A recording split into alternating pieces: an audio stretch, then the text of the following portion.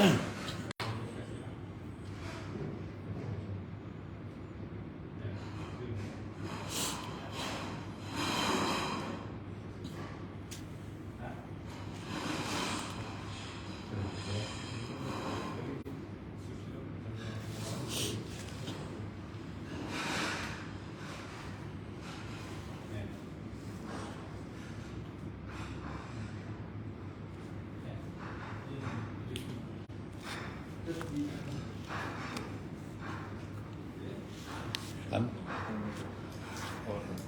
Allah. Alhamdulillah.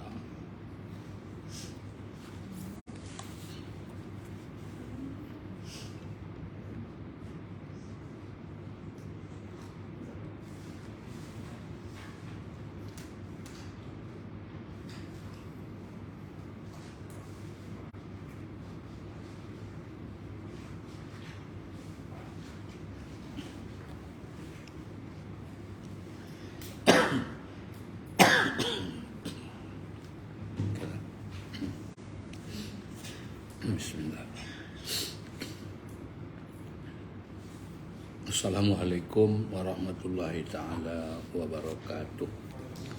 Alhamdulillah Rabbil Alamin wal aqibatu lil muttaqin wala udwana illa ala zalimin. Wassalatu wassalamu ala asyrafil anbiya wal mursalin sayyidina Muhammad an-nabiyil ummi wa ala alihi wa sahbihi ajma'in. Amma ba'd. Tuan-tuan, puan-puan, hadirin hadirat jamaah yang dirahmati Allah. Alhamdulillah kita senantiasa dan tidak putus-putusnya merapatkan rasa kesyukuran kita kehadirat Allah Subhanahu wa taala yang berterusan memberikan kita limpahan taufik, hidayah, inayah, kekuatan, kesehatan dan berbagai nikmat. Salawat dan salam atas junjungan kita Nabi besar Sayyidina Muhammad sallallahu alaihi wasallam dan para sahabat serta keluarga baginda sekalian. Alhamdulillah ya, kita sambung semula ulang-ulang kaji kita ini. Mudah-mudahan ianya akan mendatangkan manfaat ya kepada kita sekalian. Ya. Kita masih kalau saya tak silap lah, baca berkenaan dengan di bawah tajuk perkara kelima, betul tak? Perkara kelima ya, yaitu dengan berkaitan dengan tamyiz orang yang sudah dewasa. Ya, ini apa namanya? Perkara kelima dengan tamyiz membeza, tamyiz membezakan ya orang. Tapi dalam terjemahannya orang dewasa, maknanya kita kan amal ni yang ditugaskan kepada orang yang dewasa, ya, pada orang dewasa. Dia perlukan dibezakan. Nah, ini apa bezakan maknanya nanti ada kaitan ikhlas ni. Mana satu yang ikhlas, mana satu yang bukan. Itu yang lihat contoh bawah ya. Kita lihat sikit ni di bawahnya ni. Oleh kerana itu niat tidak boleh diwakilkan oleh, ya kan? Karena tujuan daripada niat adalah apa? Ikhtibar, suatu bentuk ujian dan merupakan rahasia ibadah. Ya, Ibnu Al-Qas katanya, Al-Qas dan lainnya berpendapat mewakilkan niat itu tidak dibolehkan kecuali dalam keadaan yang berkaitan dengan suatu perbuatan. Ya kan? Dia solat, kau niatkan aku ya, boleh kan? Dia tinggal Allahu Akbar aja. Mana niat? Aku wakil sama dia. Tak boleh ya? Jangan. Itu dia. Maknanya apa kaitannya dengan ikhlas ni? Sebab seseorang tu hati dia yang ditengok, bukan hati orang. Ya, siapa yang buat dia lah, dia yang beri nilai, betul? Itu ini. Jadi kecuali katanya mewakilkan niat itu tidak dibolehkan kecuali dalam keadaan yang berkaitan dengan suatu perbuatan. Ya, seperti membezakan niat dalam zakat, diniatkan atas nama siapa? Yang apa namanya, yang harta zakat ni, anak-anak wajib zakat kah? Kalau ada harta dia, mungkin dia dapat waris daripada orang yang meninggal, ada harta dia sampai masa haul, wajib zakat tak? Wajib juga kan? Tapi jadi siapa yang niatkan dia bayar zakat tu? Dia sendiri? Dia pun pandai. Atau orang gila kan? Atau termasuk juga dalam bentuk ni macam kalau ada apa namanya, orang pergi haji, dibawanya anaknya. Ya, hukum begitu kan? Ya, seorang ibu gendong anaknya jumpa Nabi. Dia kata, bolehkah budak ini aku bawa haji? Apa jawab Nabi? Ya, Nabi kata boleh. Nah, tak ada soalan kan? Nabi kata boleh. Ya. Dawak kata dapat pahala bawanya kan. Jadi sampai nanti siapa niatkan dia? Orang yang bawanya. Ya, orang yang bawa kan. Jangan pula berniat. Dia pun tak faham apa itu niat dan sebagainya kan. Ini yang berkaitan dengan perbuatan ya. Membezakan niat dalam zakat, diniat atas nama siapa. Penyembelihan hewan korban. Ini mak korban ni kan. Siapa yang meniatkan sembelih itu? Itu tukang sembelih. Yang berkorban tu dia banyak berkorban lah. Yang niat nyembeli siapa? Takkan kita yang menonton tu pula berniat kan? Saya aku sembeli hewan tu untuk jadi korban. Ya. Tak ada pun yang sembeli tu. Ya, dia kata dia niat bismillahirrahmanirrahim. Allah mahaza minka wa ilaika. Min pulan. Yang buat baru sembelinya. Nah, ini mana apa boleh. Ya boleh diwakil. Ya, apalagi korban ni bukan sekali. Satu kelabu berapa orang berkorban? 7 yang sembelih kah? Mana ada yang punya satu orang aja. Jadi yang lain wakilkan. Ini yang di dua pengarang ya. Hewan korban. Puasa ke atas mayit. Nah, ya ditanya kepada Nabi, kalau ada orang yang tinggal puasanya, macam mana bentuk? Satu antaranya bayarkan fidyah. Bolehkah keluarganya puasakan dia? Soma anhu waliyu, kata Nabi kan. Dia boleh digantikan puasa itu oleh dia punya wali. Ya, macam mana dia punya? Dia puasa bagi pihak sebulan itu. Ini wakil ya. Begitu juga katanya puasa haji. Puasa haji ini bukan ada puasa haji kah? Puasa haji ini itu maknanya dam. Mungkin ada salah dia kan. Dalam Al-Quran tu ya salah satu bil haji wa sab'atun idza raja'tum. Apa lebih kurang ila ahli. Dam itu kata ya Allah SWT adalah apa namanya? Ya 3 hari di musim haji.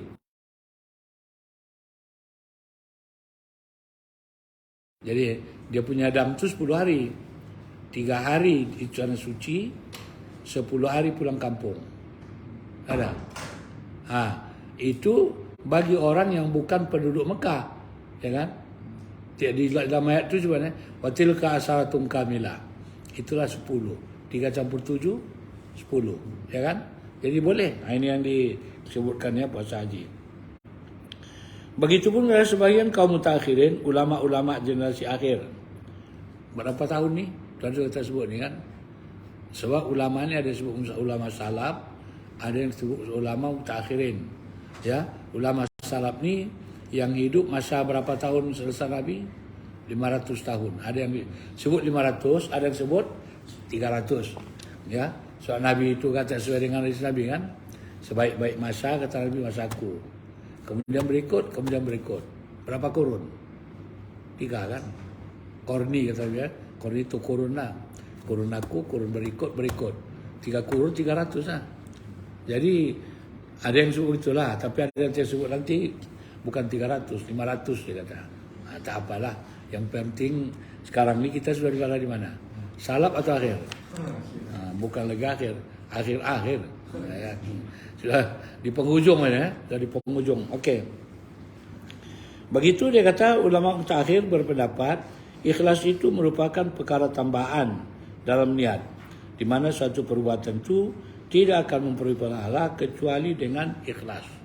Ya. Kalau mana gini, itu hari sudah kita sebut sebagai ulangan kan. Niat ini berukun dia berapa? Ya. Solat misalnya kita ambil solat. Solat berniatnya hukum apa masuk rukun. Tapi niat ini rukun dia berapa? Sebab itu kadang-kadang ya, maafkan saya, kalau tidak tahu bentuk tu, itu yang orang takbir tu sampai 15 kali siap-siap tu. Allahu Akbar. Kebuka ya balik. Allahu Akbar. Tak juga siap-siap. Kenapa? Mungkin dia rukun tu tak tahu dia. Rukun niat ada 3. Qasad, ta'arud, ta'yin, ya kan? Qasad tu yang itu. Sahaja aku solat. Kan? Solat apa? Fardu. Fardu apa? Isya. 3 kan? Sahaja aku solat, qasad. Apa dia tahu datangkan? Solat fardu. Tentukan zuhur, isya, subuh, ya kan? Rakaat? Tak payah sebut rakaat pun. Ya, tak payah sebut rakaat kan? Sah atau tidak? Kalau saja aku solat fardu zuhur 4 rakaat. Tak satu empat. Salah aku solat fardu zuhur. Sah? Sah. Empat rakaat memang empat. Kalau diniatnya 3 pun jadi batal, tak sah. Ya. Kemudian di ujungnya lillahi ta'ala tu. Nak ikhlas tu sebut lillahi ta'ala. Apa hukum sebutnya tu? Sunat. Ya. Sebab kalau disebutnya pun lillahi ta'ala 17 kali, dibuatnya bukan lillahi ta'ala, Tuhan tahu tak? Tahu. Bohong budak ni dia kan. Salah kan, auzubillah kan. Dia tahu. Jadi sebab itu yang disebut ya. Dia kata ikhlas ini ya adalah merupakan tambahan dalam niat, bukan merupakan satu rukun. Ya. Jadi kalau kita berniat solat sampai kepada tentukan tu niat sudah sah. Sahaja aku solat fardu zuhur. 3 ya. Sahaja aku solat fardu zuhur. Niat sudah sah. Jangan dibuka lagi. Ya. Kadang-kadang panjang kan. Ada pula lagi yang lebih dari situ. Sahaja aku apa? Usolli farda zuhri ya, arba'a raka'atin mustaqbilal qiblati. Ada pula lagi menghadap kiblatnya. Sahaja aku solat fardu zuhur. Ada pula yang dari awal pakai nama itu. Sahaja aku berniat. Betul. Sahaja pula berniat tu pun pakai sengaja lagi berniat. Ya. Jadi kalau orang yang tidak boleh kan kadang maklumlah kita ni lambat kan. Tak habis-habis ke ujung. Allahu Akbar. Tak habis. Sedangkan niat dipasang antara bunyi A sampai Ra. Allahu Akbar. Tertinggal lagi lillahi ta'ala. Contohlah. Macam mana tu? Buka solat? Tidak. Itu yang lain tu tambahan. Boleh tambah belakang. Allahu Akbar. Sampai zuhur misalkan, tambah 4 rakaat mengikut imam karena Allah Subhanahu wa taala. Niat sudah sah, solat tu pun sudah boleh pakai. Itu ya. Ini untuk tambahan ya. Di mana kata suatu perbuatan itu tidak akan mendapat pahala kecuali dengan ikhlas. Ialah wa ma umiru illa liya'budullah mukhlishina lahuddin. Dan tidaklah mereka diperintah kata Allah ya kecuali untuk ikhlas semata-mata karena Allah ya. Tetapi terkadang juga dapat diperolehi dianggap sah suatu ibadah meski tanpa adanya rasa ikhlas. Ya dari segi hukumnya tak sebut lillahi ta'ala sah. Atau dibuatnya suatu itu apa namanya dengan tidak ikhlas. Sahkah? Ya kan? Ikut dia solat tu. Bukan dia mau pergi solat ke masjid tu tadi. Nak cari kawan dia. Ya, sampai dia di masjid tu, masuk waktu. Dia datang bukan mau pergi solat. Apa boleh buatlah daripada nampak orang kita berdiri-diri, ya kan? Dia pun masuk ke masjid tu. Sampai hadapan pura tu. Dia datang tu bukan nak solat. Dia nak menunggu kawan dia.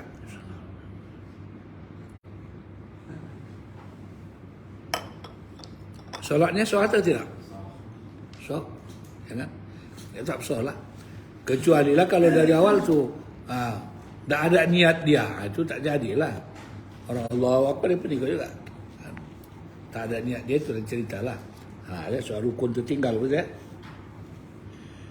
Tetapi terkadang ia dapat diperoleh dianggap sah suatu ibadat meski tanpa adanya rasa ikhlas.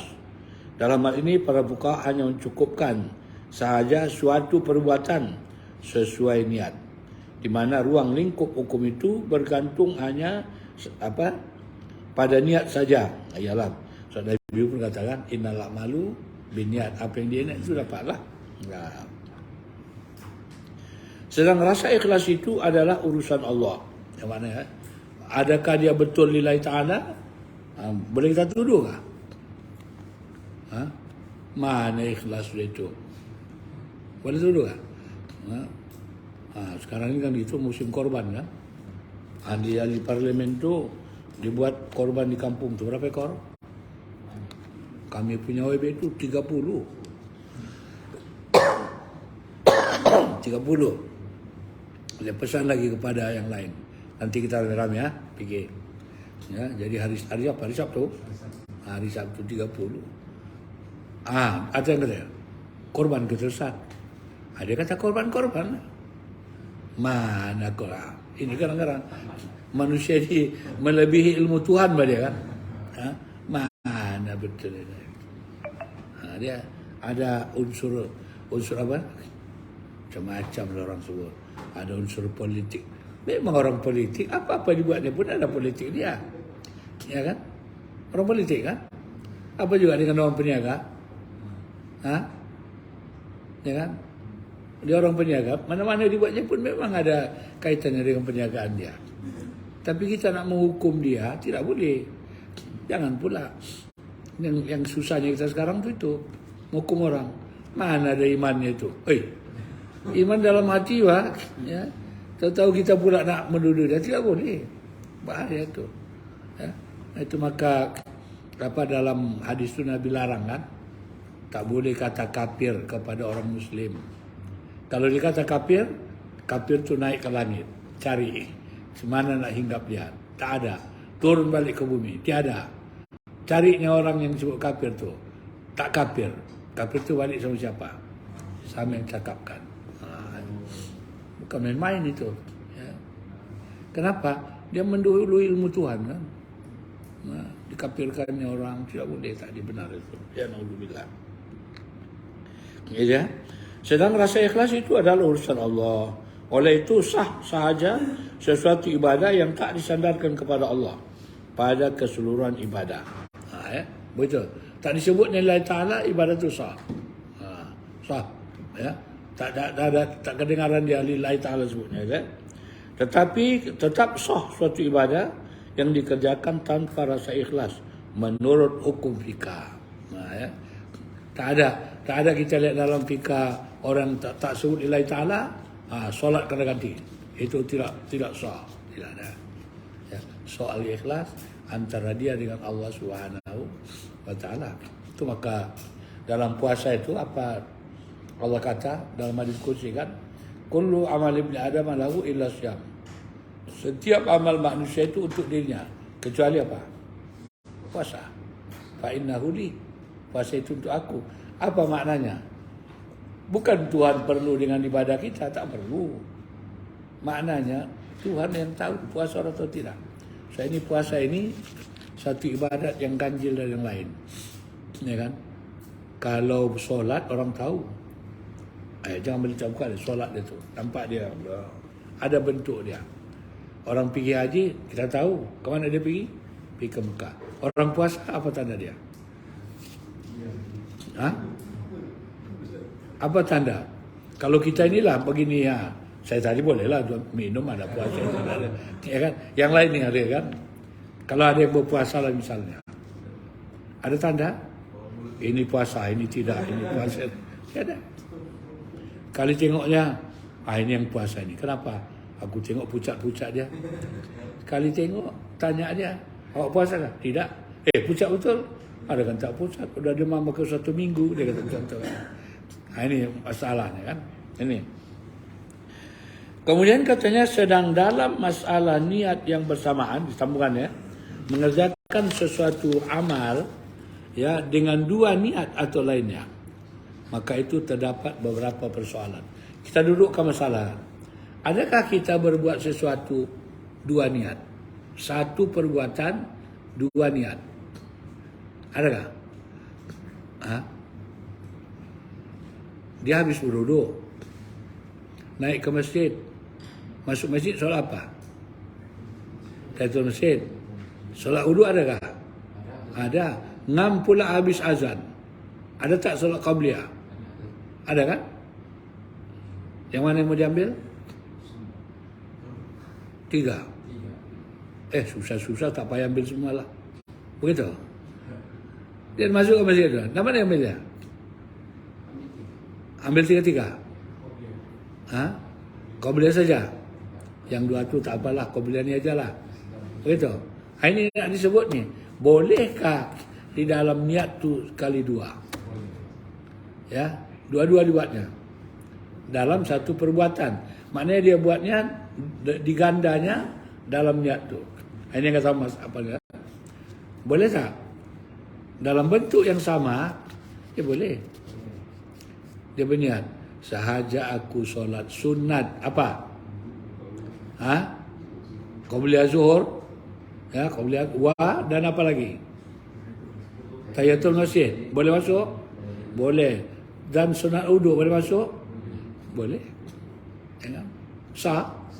Sah. Ya. Tapi ada dia niat tu. Sahaja aku sembelih kerbau ni lillahi ta'ala dan sogit. Dua kan? Jadi berniat ya. Satu kena Allah Ta'ala, satu lagi kenapa? Sogit denda kan, didenda kan dia. Sah atau tidak? Itu dia. Kita tengok dulu. Kita tengok dulu ya. Ini perlunya ini dibahaskan begitu kan? Nanti ada. Dia kata niatnya, pertama niatnya itu bercampur antara mengerjakan ibadah dan tidak. Maka perbuatan itu menjadi batal atau tidak sah. Nah, ya. Kalau dicampurnya antara ibadah dan tidak ibadah, niat tu tidak sah, perbuatan tu batal. Jadi kalau dia sembelih itu yang kena tadi itu macam mana? Lillahi ta'ala juga, kena denda pun juga. Sogit masuk agama lah? Tidak. Sah atau tidak? Tidak. Tapi haji yang sembelih pakai sokok putih pula lagi di kadang-kadang kan. Ini terang kan? Ya. Kalau dicampurnya antara ibadah dengan bukan ibadah, maka tidak jadi. Tak jadi ya. Seperti dikata apabila dia menyembelih hewan berniat untuk Allah dan untuk selain Allah. Maka kerana adanya unsur selain Allah itu menyebabkan penyembelihan itu menjadi haram. Terang kan? Jadi kan mana tahu kita kalau ada sesuatu di masyarakat kita itu, kita yang dicari orang tu. Macam mana tu? Tahulah kita kan. Dengan kaedah ni, kalau dicampurkan yang lillahi ta'ala dengan yang bukan lillahi ta'ala, maka akhirnya ya tak jadi. Kan? Pemisalan kata contoh yang lebih mendekati lagi adalah jika seorang bertakbiratul ihram. Tadi sembelihan ya. Ini solat. Beberapa kali dengan niat sebagai iftitah. Ya, pembukaan mana takbiratul ihram ya. Solat pada tiap-tiap solatnya. Hal itu seperti katanya mana masuk sembahyang ganjil, sembahyang ya pada hal itu seperti mana masuk sembahyang ganjil keluar dari sembahyang genap. Faham kan ni? Ada orang yang mengulang-ulangi dia punya niat lah.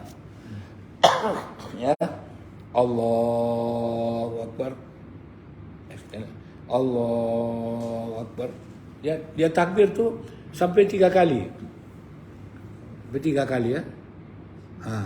Tapi niatnya itu betul. Kadang-kadang dia kurang yakin, diulanginya lagi. Kurang yakin lagi, diulanginya lagi. Macam mana nak menghukumkan ni? Ya. Ni tengok lagi ya. Seperti katanya ya orang jika seseorang bertakbir ihram beberapa kali. Ya. Sudah takbir dia, takbir lagi balik. Ini tengok. Sebagai iftitah pembuka solat, macam tu ihram itu. Pada tiap-tiap solatnya. Hal itu seperti kata mana masuk sembahyang ganjil, keluar sembahyang genap. Maknanya Allahu Akbar berapa kali? Ganjil. Sah. Allahu Akbar berapa kali sudah? 2 kali. Genap. Yang kedua ni membatalkan yang pertama tu. Faham tak? Yang genap tu membatalkan yang ganjil. Jadi orang ni macam mana? Solat dia? Belum solat. Solat ya? Allahu Akbar, okey. Allahu Akbar batal. Berarti dia belum. Takbir sekali, Allahu Akbar, sah. Yang ganjil dia kata bikin sah, yang genap bikin batal. Mana? Jadi jangan dimain-main. Kadang-kadang ada yang tak apa, masuk takbir aja disebutnya 4-5 kali berniat. Setiap dibuatnya yang ganjil sah, dibuatnya yang genap batal. Itu kaedah dia. Ya. Kaedah dia itu sebutnya kan sembahyang ganjil, ya kata seperti mana masuk sembahyang ganjil, keluar dari sembahyang genap. Itu kaedah dia. Itu kaedah ya. Kalau takbir pertama okey, kedua batal, ketiga okey, keempat batal. Jadi yang ganjil dipakai.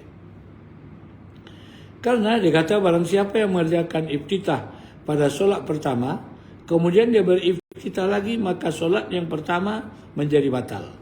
Karena itu mengandung unsur pembatalan iftitah pada solat yang pertama, sehingga dia harus mengulang kembali solat mulai pertama. Jadi kadang dia gitu ya. Kalau takbir itu pertama okey, buatnya sekali lagi. Yang pertama itu jadi batal. Jadi habislah. Dibuat sekali lagi baru mula. Jadi sebab itu takbiratul ihram tu berapa kali? Sekali aja. Allahu Akbar. Okey itu. Ya. Kenapa dia begitu? Sebab dia mungkin ragu. Buat sajalah sekali lagi. Fikirnya okey, rupanya membatalkan. Ini oleh sebab itu kena hati-hati ya. Kena hati-hati dalam ibadah ni. Kalau belum habis dia belum sempat di Allahu Akbar ya. Allah. Dia. Dua kali Allahu Akbar disebutnya. Belum sampai akbar lagi. Allah. Bahaya tu. Ya. Sebab jadi bunyi itu buat menjadi berubah. Kan bunyi takbiratul ihram ni dia tak boleh ditambah-tambah dari Allahu Akbar. Allahu Akbar. Kan? Tapi ada orang yang tergagap-gagap. Allahu Akbar. Tu mana tu? Berapa kali azan dibacanya? Ya, kena hati-hati. Dia sekali aja. Allahu Akbar. Ya. Allahu Akbar. Tak boleh, sekali aja. Ya, ada. Tak dapat digapainya ya. Ini dia ada apa ya? Ada. Jadi berapa kali itu dibacanya? Dua kali. Nah, yang manusia itu Allah, yang kedua Allah Akbar kan? Mana satu yang pakai? Ya itu. Jadi mananya kena hati-hati lah. Allah Akbar. Ya. Jangan Allah Akbar. Ya. Jadi banyak dia. Ini puncanya tak lari daripada bentuk was-was yang diganggu oleh iblis itu. Kalau saya itu jangan diperturutkan. Kalau berturutkan sekali, besok ni 2 kalinya tu. Lama-lama, kita dah tak siap-siap tu. Habis sudah imam baca Fatihah, dia takbiratul ihram belum siap juga. Ya. Lama-lama orang di sebelah tu jadi marah suka kan. Ya. Itulah. Bukan masuk gear kata. Ada satu ustaz tu bilang kan, kenapa dia mula-mula belum terkait begitu dia bilang. Belum terkait dia bilang. Itu maka dia dia jangan diturutkan. Kalau sekali diturutkan, besok akan jadi 2 kali. Lama-lama menjadi penyakit. Ini dalam ibadat ni kadang-kadang begitu. Harus hati-hati. Okey. Contoh lain dia kata apabila dia berniat untuk keluar pada waktu antara 2 takbir, iaitu keluar dengan niat tetapi masih tetap bertakbir. Jika dia tidak berniat sesuatu pada waktu 2 takbir itu, tidak masuk tetapi juga tidak keluar, maka yang sahih adalah masuk pada takbir sedang pada pendapat lain tidak membatalkan. Ya, ini yang disebut ya. Kita lihat, ya. Apabila dia berniat untuk keluar pada waktu antara dua takbir. Mana takbirnya ini bukan sekali buatnya. Contoh itulah. Allahu Akbar. Allah. Ya. Buat ni ya. Buat begitu ini. Yang pertama tu mana keluar ni, dia enggak mesti sah. Allahu Akbar. Allah. Yang pertama tu dia enggak tak sah. Kan? Yang kedua, pakai yang kedua ini. Dia kata kalau sekiranya apabila dia berniat untuk keluar, dia kata tak sah yang pertama tu antara dua takbir, iaitu keluar dengan niat tetapi masih tetap bertakbir. Jika dia tidak berniat sesuatu pada waktu dua takbir, iaitu tidak masuk tetapi dia juga keluar, maka yang sahih adalah masuk pada takbir, sedang pada pendapat lain tidak membatalkan. Ya, itu kan? Jadi maknanya niat ini kena betul Allahu Akbar kali ini. Ya kan? Jangan di apa namanya? Ya, jangan diacah. Jangan diacah-acahnya begitu ya, dan sebagainya. Dalam masalah ini terdapat beberapa bentuk. Antaranya ya, contohnya, jika seorang itu berniat wudu, membasuh dan menyegarkan diri, ya, sebagian pendapat mengatakan tidak sah niat yang bersamaan. Dia pindah. Kan ya? Dia beruduk ni apa? Sekarang kan musim panas. Maka dia pun beruduk. Ya, nawaitu rafa as-salatul akbar, sengaja aku katanya beruduk ya karena Allah dan sambil menyejukkan badan. Dia punya. Berapa niat dia? Dua. Dua kan? Satu niat beruduk, satu lagi menyejukkan badan. Macam mana ini bentuknya? Sebagian pendapat mengatakan tidak sah niat bersamaan. Satu. Sedangkan pendapat yang benar adalah sah karena menyegarkan diri itu adalah isi atau maksud tujuannya. Sama ada dimaksudkan atau tidak, di mana hal itu tidak menjadi niat secara bersamaan, ya, dan tidak meninggalkan rasa ikhlas.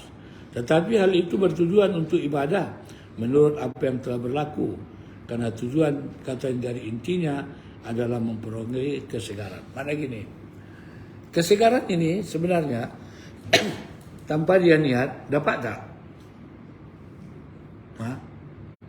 Tanpa berniat tak? Contoh, kita sekarang ni kalau iklan kita tengok ini vitamin C 500 kali ganda, ya kan?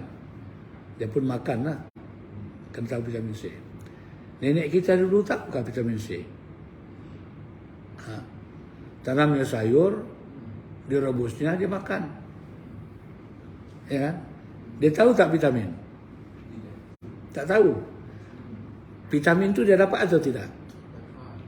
Dapat. Kenapa? Karena vitamin tu inti di sayur tu. Ini pun begitu. Orang ni berniat beruduk, ya kan? Tapi dengan beruduk, dia otomatik akan sejuk. Diniatkannya di dalam beruduk. Sahaja aku beruduk karena Allah sambil menyejukkan badan. Dia pun basuh muka. Sahkah niat dia? Ada yang kata tidak sah. Karena niatnya disebutnya selain Allah sebagian. Tapi yang paling sahih dia kata sah. Kenapa? Karena sejuk tu dia otomatik dapat. Ya kan? Kalau dibasahkan di badannya otomatik dia dapat. Di maknanya niatnya tidak terpengaruh. Ya. Ini yang disebut ni satu ini kan. Ini satu contoh ni. Begitu juga apabila seorang itu puasa dengan niat sebagai penjagaan diri atau sebagai pengobatan, dalam hal ini terdapat perselisihan sebagaimana yang disebut di atas. Ya, dia puasa, nawaitu Ramadan, puasa besok. Puasa itu lillahi ta'ala. Tapi dalam hatinya sambil puasa ini apa? Inilah masa untuk diet kan? Diet kan? Untuk apa? Untuk kuruskan badan contohlah kan. Dia itu. Dia masukkan begitu. Penjagaan diri kan ya. untuk pengobatan lah sebagainya. Atau teringat dia kalau berpuasa, doktor suruh. Sebab nak ambil darah, bagus sekali berpuasa. Kan? Kalau kita nak ambil darah di hospital, suruhnya puasa tak? Doktor ambil darah nanti, dia kata makan jam 10 malam. Ya kan? Kalau ambil darah jam 8. Berapa jam itu dia kirakan tu? 10 jam kah? 10 jam baru ambil darah. Ya kan? Maka dia daripada dia kata puasa sebagai bagus puasa saja. Dia pun berniat. Bertepatan pun hari Khamis. Sudah tak? Saja puasa sehari hari Khamis. Sambil doktor suruh. Doktor suruh kan? Atau ditambah lagi satu lagi, buatnya 3. Sambil untuk jaga kesehatan. Sahkah puasa dia atau tidak? Sah? Macam di atas maknanya ada yang kata tak sah juga. Tapi yang terkuat pendapat kata sah. Apa sebab? Sebab itu tak makan tu mengurangi dia punya berat badannya, otomatik akan dia dapat. Ya, so itu akan jadi inti dia katakan. Ya, jadi intinya. Jadi tak masalah. Boleh. Begitu ya. Itu dia sebutkan ni. Apabila dalam niat solat disertai dengan niat membayar denda, sah solatnya. Karena kesibukannya dari membayar denda tidak memerlukan adanya maksud tujuan. Pengarang kitab As-Samin berpendapat bahawa perkara ini sama halnya dengan masalah berwuduk dengan maksud menyegarkan diri. Apabila dalam niat solat disertai dengan niat membayar denda. Denda apa? Ya, dia apa? Disebutnya kan? Ini dia tadi. Lau nawas solat katanya wadab ada gharimihi. Sohat solat tu sah. Adakah? Dia ada hutang. Manusia ni kadang-kadang macam-macam dibuat ni kan. Alah, maaflah kawan. Hutang tu belum aku dapat bayar lah. Tak apa. Ya. Dengan syarat, dia kata, awak kena solat apa? Misalnya, tak solat apalah. Ini hari awak kena solat duha 4 rakaat. Itulah bayar dia mahu. Adakah orang begitu?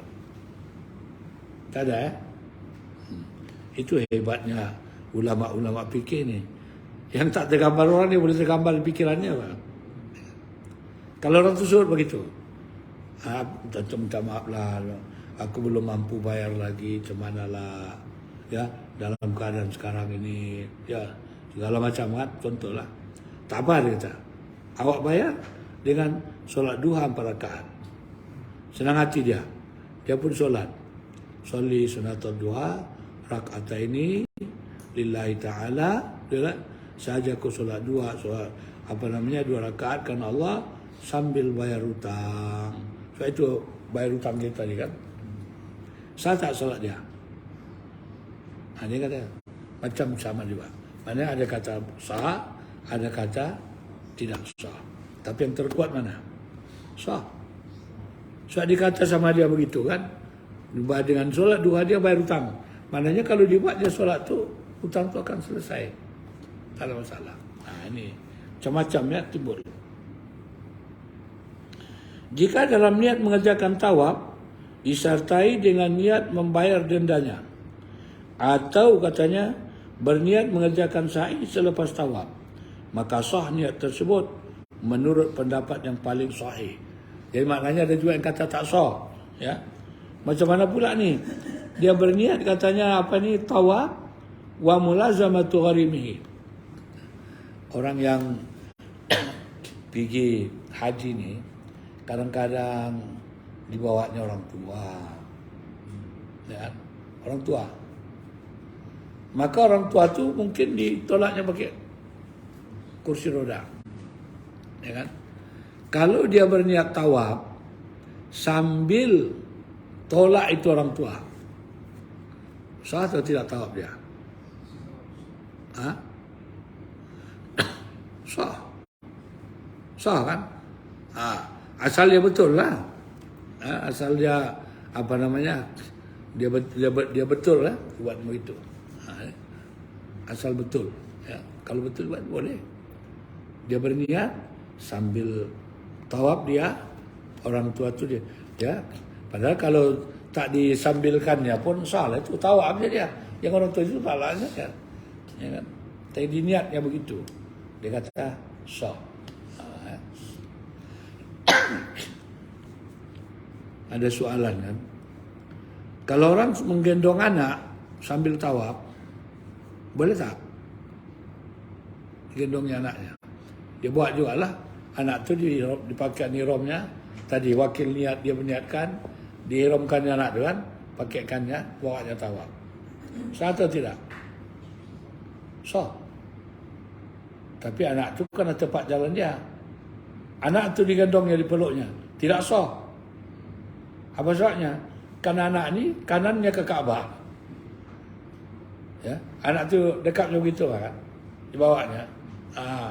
Jadi anak ni hadapnya tidak ke hadapan.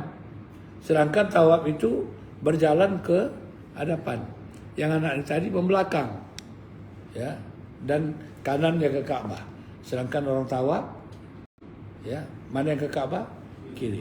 Jadi kalau bawa anak tawaf tu yang digendong, jadi hadapkan dia ke muka begitu. Ya, jangan didekap. Kalau didekap dia begini tidak sah. Ya, karena dia nanti apa namanya? Kedudukan dia tidak betul. Dia kena hati-hati jugalah kan. Hati-hati betul. Jika katanya dia dalam apa?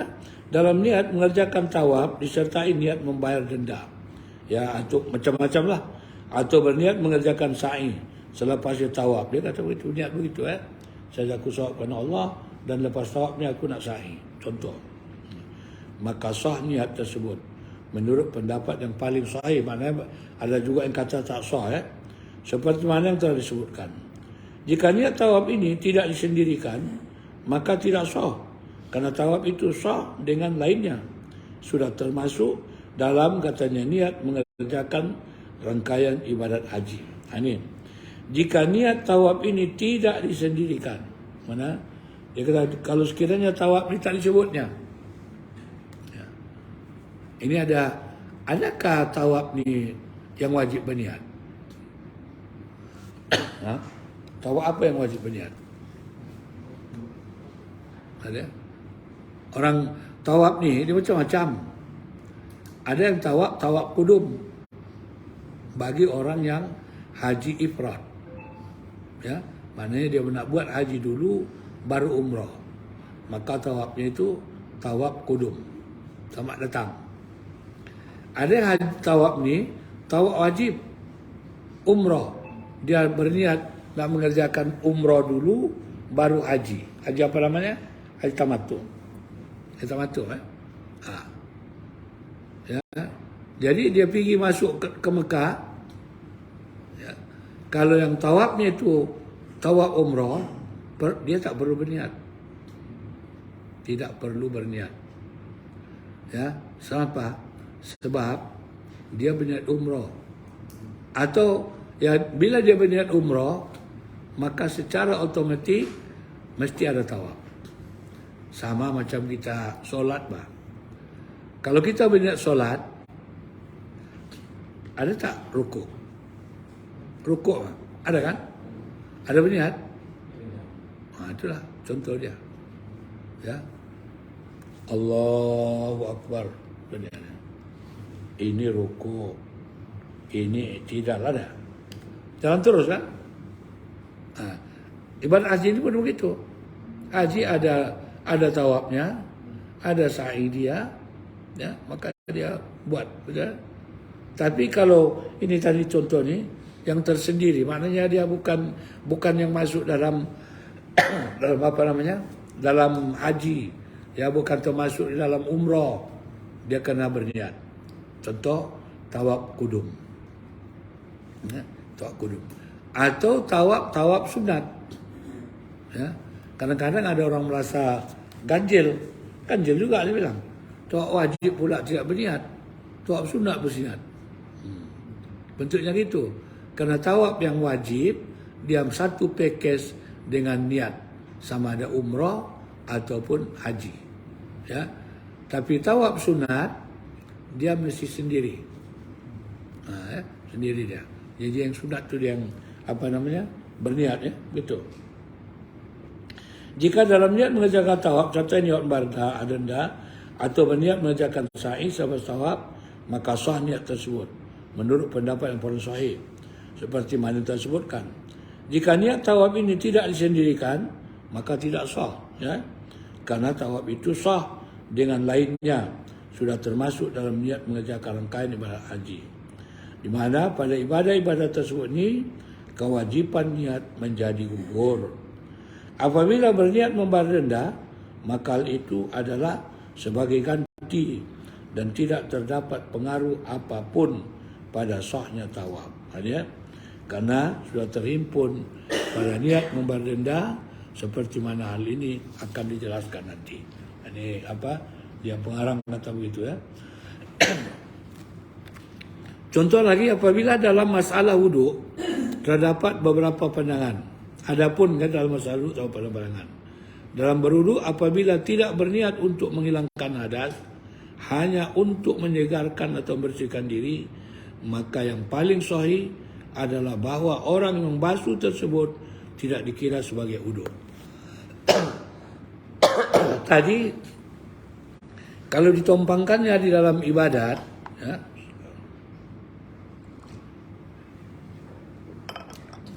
yang bukan ibadat, kalau tadi itu yang bukan ibadat tu memang akan dapat dengan sendirinya, dia tak membatalkan.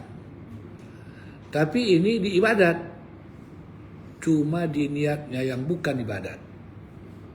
Ya. Ulangi balik ya, supaya jangan terkeliru. Ada niat ni dibikinnya 1, 2, tapi yang pokok dia buat. Ya, yang pokok dia buat. Yang termasuk sendiri itu ya tak diniatkannya, memang akan dapat. Contoh kita tadi, orang tu berwuduk sejuk, otomatik dapat. Tapi kalau dia berniat untuk sejuk, adakah wuduknya sah? Ini yang terbalik dia buatnya. Ini ya. Adapun dalam masalah wuduk terdapat beberapa pandangan. Dalam berwuduk apabila tidak berniat untuk menghilangkan hadas. Mana tak ada sebut sengaja aku berwuduk atau nawaitu rafal hadasil akbar aksar itu hanya untuk menyegarkan atau membersihkan diri, maka yang paling sahih adalah bahawa orang yang membasuh tersebut tidak dikira sebagai wuduk. Ya, walaupun dibasuhnya mukanya, tangannya, kepalanya, ya, kakinya dan sebagainya, ini bukan wuduk. Wuduk tidak ada. Itu ya sebab kenapa dia membuat yang bukan maksud, ya, maka yang asal tidak dapat. Perkara lain kata yang diuraikan oleh Imam Nawawi daripada segolongan ashab, yaitu ulama mazhab Imam Syafi'i. Apabila seseorang berkata kepada orang lain, kerjakanlah solat zuhur, ya, engkau aku beri 1 dinar. Ya. Tetapi ya orang tersebut solat dengan niat bahawa dia akan mendapatkan pahala solatnya, sehingga dia tidak perlu mendapatkan 1 dinar. Tetapi mereka para sahab tidak menyebutkan bagaimana apabila terjadi niat dalam masalah di atas menjadi kebalikannya. Niat dalam solat tersebut hanya untuk mendapatkan 1 dinar dan tidak berniat untuk mendapatkan pahala. Macam mana? Ya, kalau dia berniat solat untuk melaksanakan solat tu dengan mendapat 1 dinar yang dijanjikan, sah tak solat dia? Macam di atas, ada kata sah, ada kata tidak. Tapi kalau disebutnya solat itu tidak disebutnya solat lillahi ta'alanya, tapi nak mendapatkan duit saja, sah atau tidak? Tentu tidak sah, karena yang pokok tidak dia buat, ya kan? Adakah orang yang dibayar beribadat? Ada. Kita kan di bulan Ramadan, kita beritahu anak-anak kan, siapa yang genap dia punya puasa 1 bulan, 1 hari RM5.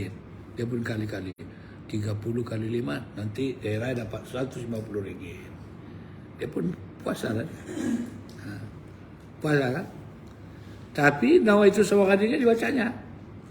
Saya puasa sehari menunaikan Ramadan tahun ini karena Allah Ta'ala. Tapi dalam hatinya ada juga tersebut, dapat ni RM150 nanti. Sah atau tidak dia punya puasa? Sah. Tapi dia kata, awak puasa? Puasa. Kalau tak puasa tak dapat 150. Mana semata-mata niatnya kan apa? Nak mendapatkan duit. Sah atau tidak puasa dia? Tidak sah. Jadi kaedah di sini, yang perkara pokok dalam niat tu mesti masuk. Kalau ada sampingan yang lain, ya, sampingan yang lain tak dikira. Ya, macam tadi lah kan, dia berwuduk sambil mensejukkan badan. Sejukkan badan akan dapat walaupun tak berniat. Sah. Ya kan? Sama juga lah, dia puasa nak mendapatkan RM150. Kalau dia puasa itu akan dapat. Tapi kalau ditukarnya dapat 150, tak disebutnya lillahi ta'ala, tak disebutnya niat itu, tidak sah. Ya. Jadi tengoklah yang mana yang matlamat pertama ya. Di dalam mana-mana yang diniat kami, tengok yang matlamat pertama. Itu maka puasa 6 boleh tak diniat sekali dengan qada? Puasa awal. Boleh tak? Puasa qadaan dan puasa sunat Syawal. Boleh? Itu maka sebahagian kata boleh. Macam mana dia? Dah qadakan dulu. Nah, dia kan? Saja sehari puasa qadaan Ramadan. Baru yang sunat tu belakangannya. Ya kan? Jangan dia menjadi topik utama.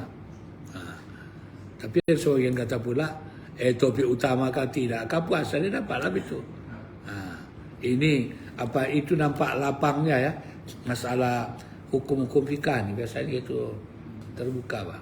Dia lapang. Okey. Apabila ada seseorang dalam solatnya membaca satu ayat di mana bacaannya tersebut adalah dimaksudkan untuk membaca dan memahami, maka tetap sah atau tidak menjadi batal solatnya, ya kan? Ada ayat-ayat yang dia suka kan? Sahabat tu apa dibacanya? Qul Allah. Ya kan? Dia suka. Kenapa dia suka baca? Karena itu sifat-sifat Allah. Jadi orang yang merasa apa kau ni baca Qul Allah saja pernah, dia mengadu pada Nabi. Ya, bila diadukan, dipanggil, jawabnya, kenapa kamu masih baca Qul Allah? Dia kata sebab itu sifat Ar-Rahman, aku suka. Jadi dia bacanya karena sukanya. Ya, Nabi sebut bahawa buat solat tu sah. Tambahlah rajin dia kan. Nah, ini pun kita pun begitu kan. Ada ayat-ayat yang kadang-kadang kita baca, ada suatu daya tarik dia kan. Dan orang kita sekarang ini pun memang begitu kan. Ada daya tariknya baru dia mau. Sehingga sekarang ni banyaklah promosi dia kan. Sampai kadang-kadang promosi itu susah akan nak terima. Ya kan? Tapi alah, kalau memang begitu apa boleh buat kan? Macam contohnya dibaca apa katanya? Subhanallah, alhamdulillah, la ilaha illallah, Allahu akbar. Ada bacaan sampai ke ujung kan? Baca. Berapa kali? 100 kali. Apa pahala dia? Macam haji 100 kali. Susah orang nak terima tu kan? Ya, 100 kali. Orang habis 31,000 pergi ke Mekah. Sama. Kadang-kadang. Ya. Tapi kalau memang ada alasan begitu tak apalah. Ya, tak menjadi masalah kan. Seorang kata dalam solatnya membaca suatu ayat di mana bacaan tersebut ada maksudnya untuk membaca dan memahami, maka tetap sah dan tidak menjadi batal solatnya. Boleh lah. Ya? Ada orang yang suka baca yang diulangnya 2-3 kali sebagainya kan.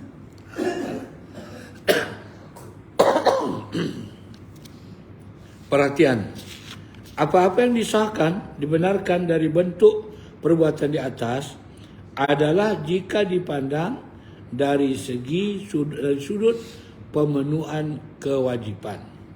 Sedang pada ganjaran pahala, Ibnu Sibak menyatakan tidak mendapatkan pahala bagi orang yang berudu dengan niat hanya sekedar menyegarkan diri, di mana hal itu telah dinukilkan dalam kitab Al-Qadim. Ya, jika demikian halnya, maka dalam masalah sembahyang dan tawafnya tentulah lebih utama. Itu masalah khilaf tadi lah kan. Ya, ada juga sah, tapi pahala belum tahu karena didabelkannya dari yang lain. Ya, itu dianggapnya ya. Bila tidak lillahi ta'ala, ya, yang dari segi amal dia sah, tapi dia kata pahala itu lain. Itu satu ya, kata begitu. Kaitan dengan masalah itu antara lain berniat musafir dengan tujuan haji dan berniaga. Haji dan berniaga. Adakah orang pergi haji berniaga? Ada. Ada kan? Kalau dulu orang kita ini pergi ke Mekah, apa dia bawa? Kalau dari Indonesia dia bawakan sarung banyak. Jual di sana. Kita Malaysia, Thailand, biasanya bawanya bumbu soto. Kami sana dia pagi-pagi lagi jual soto. Pulang kita dari masjid, kata kawannya, ini kawan kita sekapal tadi malam ini kan. Ya dia pakai itu kan. Tak nampak. Tapi dia kira, kita tu benar banget tadi malam ni orang ni yang jual soto di muka apa tadi, di muka hotel kan. Cuma sekarang tak dibenarkan lagi kan. Tak boleh di muka tu. Karena didapati kadang-kadang kebersihannya kurang. Tapi boleh berjual tu ada KP di dalam. Tu pula tu. Jadi sekarang orang pergi haji cukup senang. Ada jual lontong, ada nasi impit, ada semua. Boleh beli. Ya kan? Jadi ya, berniat musafir dengan tujuan haji dan berniaga, dua. Dalam masalah ini Ibnu Abu Salam berpendapat bahawa dia tidak mendapatkan ganjaran apapun, sama ada hal itu dimaksudkan atau tidak. Ini ada pendapat begitu ya. Sedang Imam Ghazali berpendapat bahawa perkara tersebut ditetapkan pada perbahasan amal perbuatan. Apabila niat safar tersebut lebih cenderung karena tujuan duniawi, maka dia tidak mendapatkan pahala. Sedang apabila tujuan agama itu lebih kuat, maka dia mendapatkan pahala menurut apa yang dia niatkan. Manakala apabila tujuan musafir itu berimbang, maka gugurlah pahala dia. Ini siapa yang tahu ini? Orang tu sendiri. Boleh pak sambil haji pergi berniaga, untung lagi. Dia pergi lah. Mana yang lebih kuat dalam hati dia? Berniaganya atau hajinya? Ya. Ya. Ada yang hukumkan asal bercampur tak dapat pahala. Tapi Imam Ghazali kata, tengoklah mana kuat di hati dia. Kalau lebih kuat berniaga daripada haji, maka dapatlah berniaga, tidak dapat haji. Kalau lebih kuat haji daripada berniaga, walaupun dia berniaga juga, maka dapatlah haji, ya, dan bukan berniaga itu merusakkan dia. Kalau seimbang, 50-50, ya, haji ia juga, berniaga ia juga. Ini semua ni. Dia kata, manakala apabila tujuan musafir itu berimbang, maka gugurlah pahalanya. Ya, itu yang yang kadang-kadang lah. Ini yang banyak ini masa sekarang orang pakai ini. Dia ada kata begitu. Bercampur niat dia. Tak sah, tak boleh. Saya kata pengarang berpendapat dalam pasal ini pendapat Al-Ghazali adalah terpilih. Maknanya ya jangan terus dihukum asal bercampur niatnya terus tak ada apa-apa. Kita tengok dulu, ya, itu ya, mendekati kebenaran dan riwayat yang sahih dan lainnya disebutkan bahawa para sahabat menganggap suatu dosa apabila mereka melakukan perniagaan pada musim haji di Mina, maka kemudian turunlah ayat yang bermaksud. Maknanya khilaf ni bukan masa sekarang saja, dari masa sahabat pun sudah ada, ya. Sampai ada yang berpahaman, dia kata menganggap satu dosa apabila mereka melakukan perniagaan pada musim haji di Mina. Ya. Mina hari apa ini? Hari Tasyrik, ya. 10, 11, 12, 13. Macam gunung itu sampah di muka kemah kita. Banyak apa? Yang apa namanya?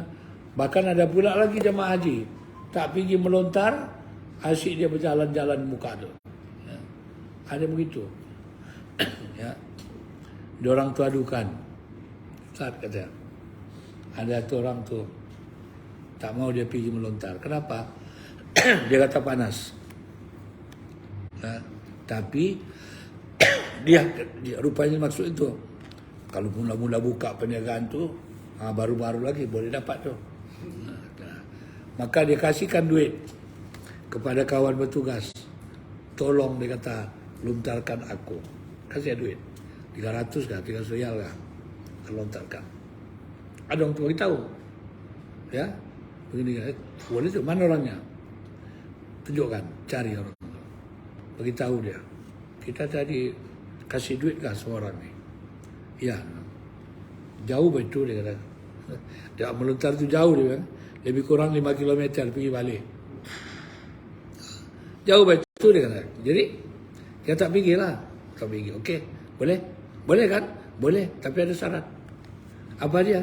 Kita jangan keluar dari kemah sampai 3 hari keluar. Tengok. Oh, kenapa? Tak boleh. Tak boleh lah. Tak boleh melontar. Jangan pergi belanja. Ya. So, kita tahu dia nak belanja di situ itu. Tak fikir. Oh, mau juga lah ada kenang-kenangan. Dia kata nak pulang kampung nanti. Kenang-kenangan di Mina. Belanja. Kalau mau jadi kenang-kenangan juga, pergi melontar. Pulangkan duit itu. Pulangkan duitnya. Dia pun pergi. Ya. Merungut-rungut kadang-kadang itu kan. Jamaah ni bila tak puas hati dia, merungut-rungut, cakap-cakap dia. Kita pun peduli lah. Yang penting dia buat, pergi. Pergi dah. Pulang, jumpa dia. Rupanya bukannya jauh sangat kan. Dia pula lagi bagi tahu. Bukan jauh sangat. Siapa kata jauh? Orang, apa namanya, ramai pergi kan. Yang jauh tu terasa macam dekat. Tak rasa kita sudah sampai. Ya. Tak rasa kita sudah pulang. Tapi di kadang-kadang tu. Ya, ini. Jadi pemahaman dia ada ya. Dari masa dulu kata para sahabat pun ada yang sebut begitu. Jangan berniaga. Tapi itu terkenal tu. Orang mana yang paling banyak belanja?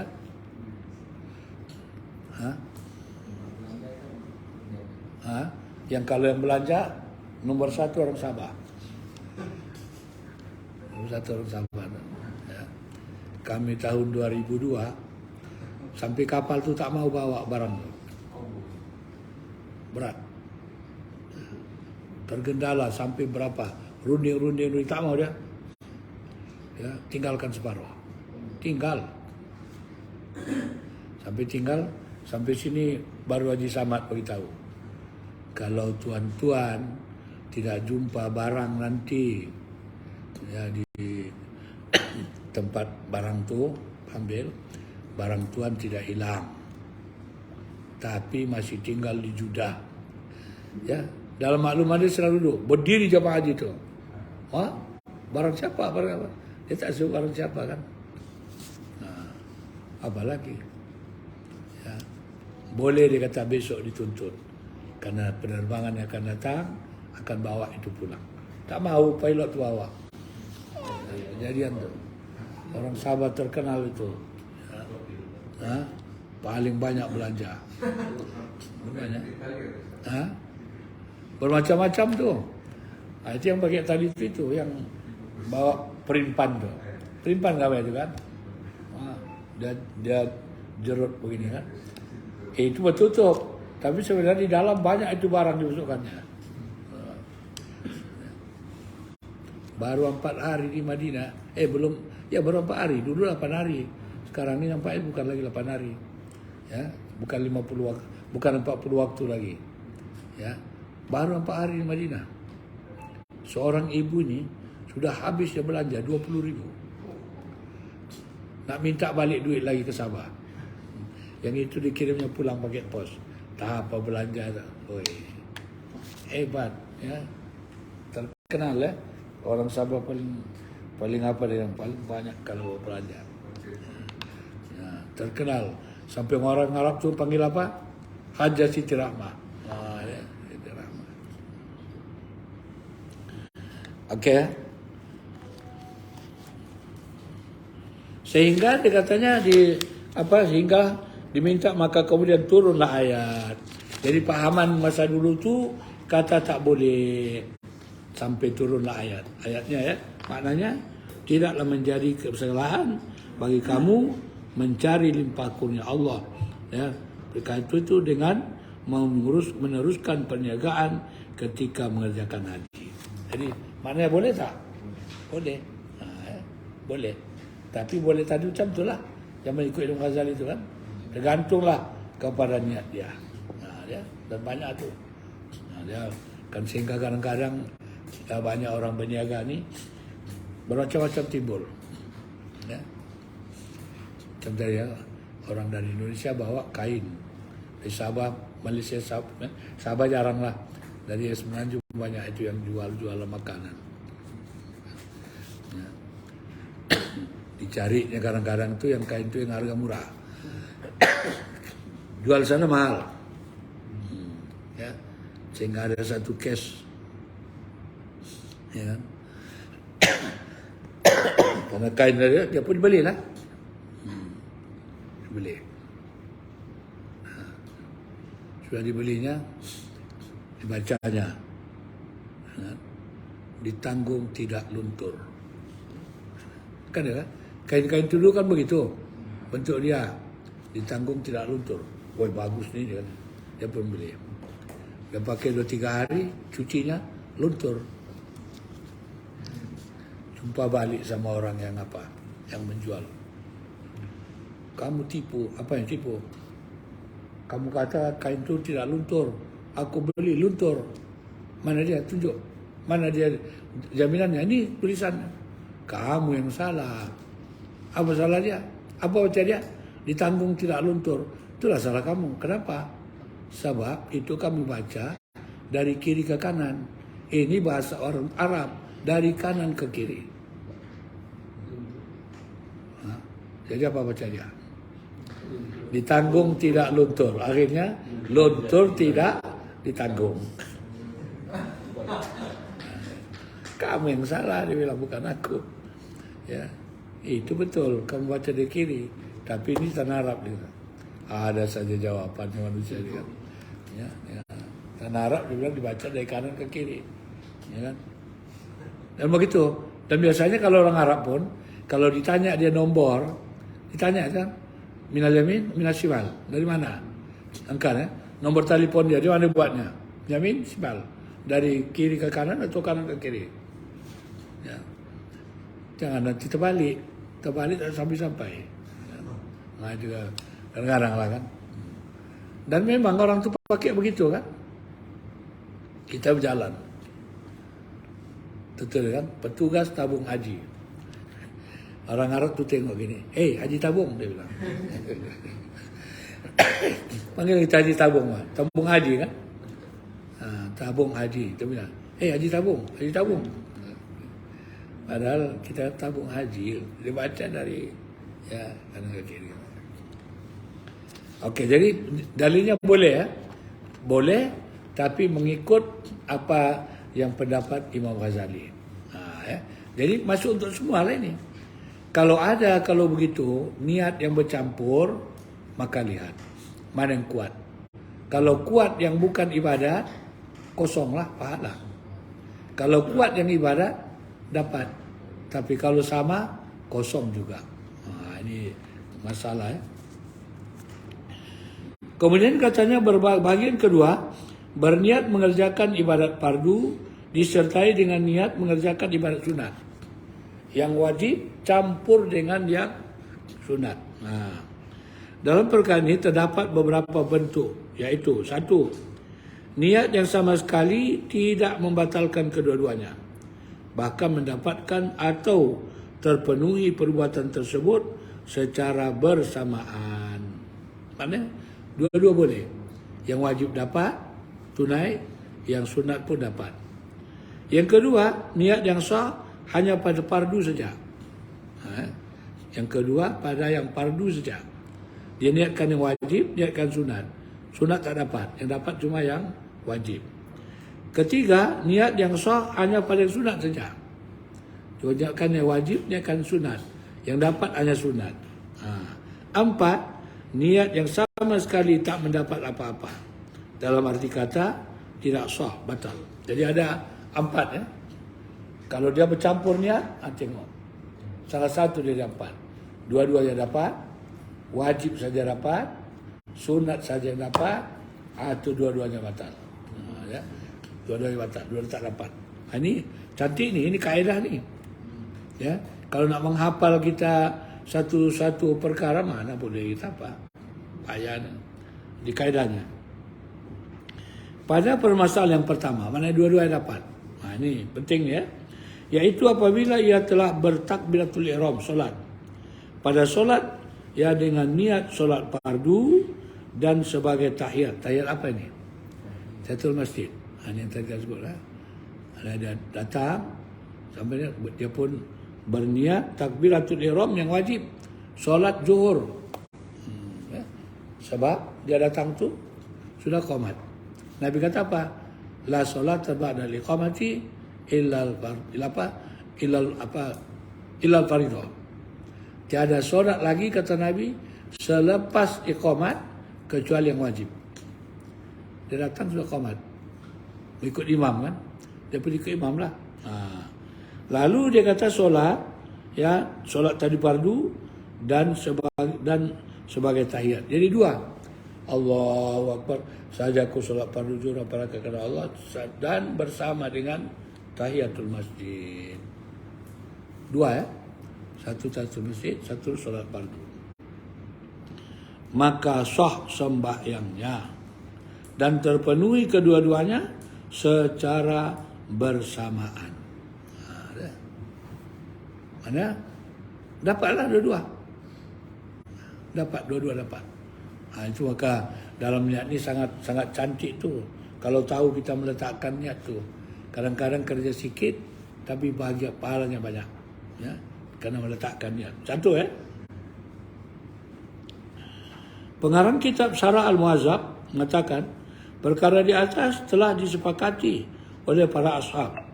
Mana bila tersebut ashab ni itu sahabat ulama-ulama dalam mazhab Imam Asy-Syafi'i. Ya. Kalau disebut ashab tu, di mana kami tidak mendapati adanya pendapat yang menyelisihinya. Tak ada kata tidak dapat. Selepas dengan usaha yang gigih, kami membahaskannya beberapa tahun. Tengok tu. Ya, para ulama tu dulu satu perkara dibahasnya panjang-panjang. Berbeza dengan kita sekarang kan. Keluar saja soalan, jawab. No. Kali periksa tak betul. Keluar apa? Ulama-ulama dulu tidak. Dia bahas lama-lama. Ya. Mana dia diselesaikan itu. Imam Ar-Rafi'i dan Ibnu Salah berpendapat masih terdapat ada perselisihan tentang masalah di atas. Seperti pada masalah wudu dengan niat menjagalkan diri. Imam Nawawi berkata, perbezaan pada masalah wudu dengan niat menjagalkan diri itu sangat jelas, di mana apa yang dijadikan pegangan oleh para ashab tentang batalnya perkara tersebut adalah kerana adanya niat ganda antara ibadah dengan niat yang bukan ibadah. Ya. Maknanya gini, dia kata semua ashab kata boleh dua-dua dapat. Tapi ada tak yang bercanggah? Ada dia kata. Contohnya yaitu seperti orang berwuduk dengan untuk orang yang menyejukkan badan. Kata pengarang ni, contoh tu salah. Kalau berwuduk dengan menyegarkan badan, itu antara ibadat dengan bukan ibadat. Tapi kalau solat yang wajib dengan tahiyatul masjid, itu dua-duanya ibadat. Dia tak ngam, ya. Ya kan? Nah, itu ini satu pengajaran juga ni. Kadang-kadang gitu. Orang sebut dia contoh, kalau sebut contoh yang lain-lain. Tak ngam. Ya. Itu dia apa namanya? Ya, apa nama? Disebut al-qiyas al-faraq, ya. Dia contohkan, dikiaskannya tapi berbeza. Tak ngam, tak boleh.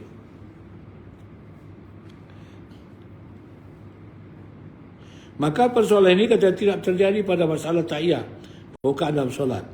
Salah satu di antaranya adalah niat tahiyat itu boleh dipenuhi tanpa adanya tujuan niat, sehingga tidak ada sesuatu yang membahayakan atau membatalkan solat apabila disertai dengan tujuan tahiyat. Mana gini, solat tahiyat ni dia apa ni? Solat ni maknanya dia boleh dapat asal buat. So ada yang buat, ada yang sebut begini. Satu masjid ya. Nabi kata apa? Idza dakhala ahadukumul masjid falyajlis atarqa rak'ataini.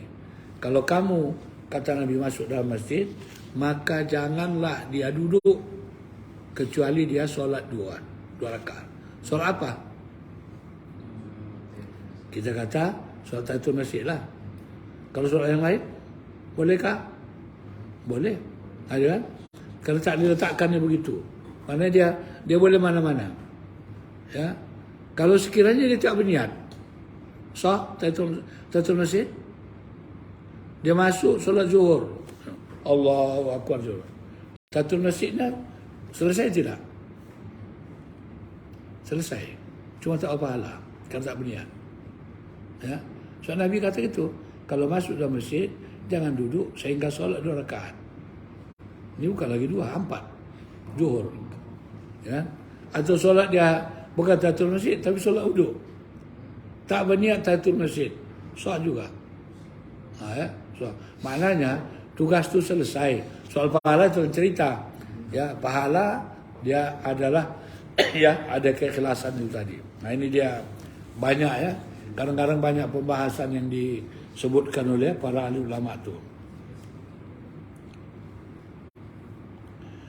Seperti mana katanya hal itu terjadi apabila imam mengeraskan suaranya supaya didengar oleh para makmum. Sembahyangnya tetap sah menurut kesepakatan ijma'. Meski pada perkara ini adalah bermaksud untuk dua tujuan, tetapi kedua-duanya perkara ini saling mendekati. Ya. Imam solat, ya, kan itu, mula-mula dia tadi perlahan baca dia untuk dia sendiri. Tahu-tahu ada makmum belakang dia, maka dia pun kuatkan suara dia. Kenapa dia niat kuat suara? Supaya makmum boleh dengar. Bertambah tak niat imam tu? Bertambah. Tadi dia pelan-pelan baca, tapi ada orang bapa itu dia kuatkan. Apakah batal solat dia? Tidak. Karena ini pun dalam agama juga, solat imam ni sebaiknya itu ya didengar oleh makmum. Jangan makmum kecarian. Ya, sudah rukuk ke imam atau belum ni? Ya, dia yang bukan. Alhamdulillah tapi sekarang ni tak timbul lagi lah kan. Kecuali apa namanya, sudah ada pembesar suara. Orang tahu. Ya, orang tahu. Dia apa namanya, tapi itu pula kadang-kadang tu. Macam Masjidil Haram kan. Kuat suara imam. Sampai ke hotel dengar. Orang pun tak turun lagi. Itu kadang-kadang tu. Ya. Memanglah sebut kan. Bolehkah berjamaah di hotel? Tengok dulu. Kalau dia nak pergi ke tempat imam tu tepat sama belakang, ya, itu tidak sah dia berjamaah. Ya. Contoh imam sana, dia dari sini kan, Macam senang ni nampak imam sana. Dia solat sini. Ya. Tapi dia kata, kalau dia nak pergi jumpa imam tu, terpaksa membelakang. Kalau nampak jelas bersambung-sambung, tu tak masalah lah. Tapi ada di hotel tu ada surau sebagian. Ya. Dia membelakang pergi ke pintu sana, baru pergi ke bawah cari imam. Itu tak boleh berjamaah. Ya. Tapi orang sudah sah. Apa kaedah dia itu? Kalau dia tahu pergerakan imam, dan pula kan.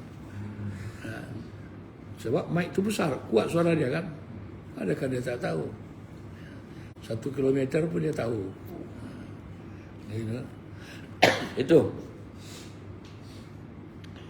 Permisalan lain, contoh, mandi dengan niat mandi junub atau Jumat. Pendapat yang sahih adalah terpenuhi niatnya pada kedua perbuatan tersebut. Ya, ada. Dia mandi, nak pergi, kadang-kadang tercampur lagi yang bukan ibadat. Nak pergi mana ni? Nak mandi. Mandi apa? Mandi hari Jumat. Mandi apa lagi? Mangkatkan besar. Mandi apa lagi? Mandi nak pergi kerja. Biasa mandi kan? Mandi adat. Adat nama itu kan? Ada orang pergi kerja mandi. Tapi sekali rupanya mengangkatkan dosa besar dan juga hari Jumat. Sah? Sah. Ya, ada lah. Ya, ada niat dia kan? Yang hadas besar terangkat, hari Jumat pun dapat. Tapi mandi untuk pergi kerja ni ada pahala kah?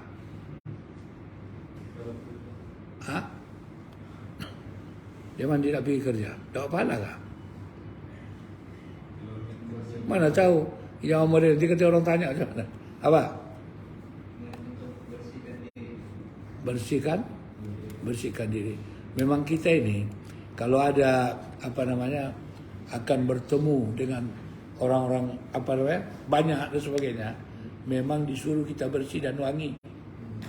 Ya kan? Dia pun buatlah. Nah, maknanya ada syariat dia kan? Nah, betul.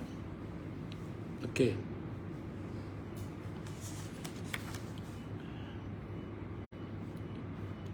Terdapat juga pendapat lain. Perbezaan antara mandi dengan tahiyat, salam dalam solat, di mana kedua itu tidak menjadi masalah. Iaitu kedua-dua perbuatan ini telah mencukupi atau terpenuhi meskipun tanpa diniatkan. Hal ini berbeza lainnya seperti wudu dengan niat menyegarkan badan. Itu biasalah. Ya. Ada yang berpendapat begini, pendapat begitu. Itu maka selalu dinilai. Tengok yang mana lebih asah, ya. Dalam solat dia berniat mengakhiri salam dengan salam kepada orang yang hadir, maka kedua-duanya terpenuhi, tidak membatalkan. Ya. Assalamualaikum warahmatullahi wabarakatuh. Ini contoh ya.